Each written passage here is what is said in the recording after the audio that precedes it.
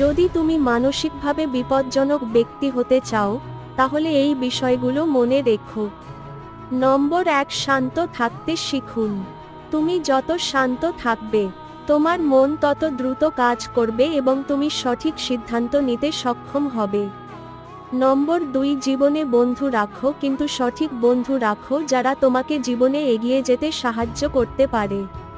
অপ্রয়োজনীয় বন্ধুত্ব এড়িয়ে চলুন। নম্বর 3, তাড়াহুড়ো করে সিদ্ধান্ত নেবেন না। প্রতিটি কাজ ভেবেচিন্তে করুন, অন্যথায় পরে অনুশোচনা করতে হবে।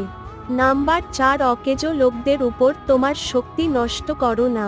যারা তোমাকে অবহেলা করে তাদের নিয়ে চিন্তা করা বন্ধ করো। 5 নম্বর, ভবিষ্যৎ নিয়ে খুব বেশি চিন্তা করো না। আজ যদি তুমি সঠিক কাজ করো, তাহলে ভবিষ্যৎ আপনা আপনিই ভালো হয়ে উঠবে এবং হ্যাঁ, আমাকে